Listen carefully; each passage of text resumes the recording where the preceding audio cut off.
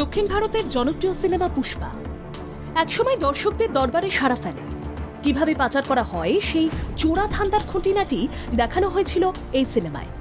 এরপর দেখা যায় বিহারে একই কায়দায় একাধিক অপরাধের ঘটনা ঘটে। ফিল্মি কায়দায় সেই পাচারের ছবি ধরা পড়ল শিলিগুড়িতে। সেখানে পেঁয়াজের বস্তার আড়ালে চোরাই কারবার চলছিল। পুলিশের চোখে ধুলো দিতে এই বেআইনি কারবার করা হয়। পুলিশ তল্লাশি চালিয়ে দেখে পেঁয়াজের আড়ালে পাচার করা হচ্ছিল গরু। বিধাননগর থানার পুলিশ নজর দিতেই ভেস্তে যায় আন্তঃরাজ্যের চোরা কারবারের ফন্দি। পর্দা ফাঁস করার পরই বিধাননগর থানার পুলিশ ট্রাকটিকে আটক করে। উদ্ধার করা হয়েছে 15টির ওপর গরু। আসলে বিজেপি শাসিত বিহার থেকে অসম হয়ে বাংলাদেশে গরু পাচার করার ছক কষা হয় বাংলাদেশে।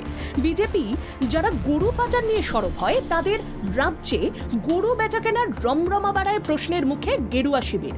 ডাবল ইঞ্জিনের তাত্ত্বিকরা যেখানে বলেন কেন্দ্র রাজ্যে বিজেপি সরকার থাকলে বেআইনি কারবার বা অপরাধ দমনের সুবিধা হয়, সেখানে বিজেপি শাসিত রাজ্যগুলো গরু পাচারের স্বর্গরাজ্য হয়ে ওঠায় প্রশ্ন উঠছে।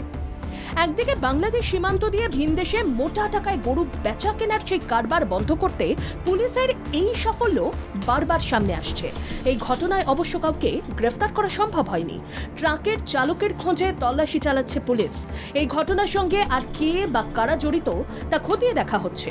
বিধাননগর থানার পুলিশ সূত্রে আরও জানা গিয়েছে, গরু ও মহিষ পাচারের বিরুদ্ধে লাগাতার অভিযান চালানো হবে।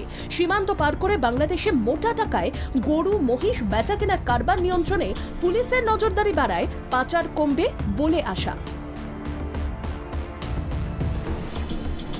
তাই ফন্দি ফিকির করে যারা এদেশের গরু বাংলাদেশে বেচার কথা ভাবে তাদের ভাবনা বানচাল করতে পুলিশের সক্রিয়তা যে বেড়েছে তা বলাই যায়। পুজোর আগে এই বাংলার পুলিশের এই ধরপাকড় অপরাধীদের আন্তঃরাজ্য কারবার রোধে সুবিধা করে দেবে বলে আশা উত্তরবঙ্গের প্রশাসকদের। বিশ্বজিৎ সরকারের রিপোর্ট, বাংলা জাগো।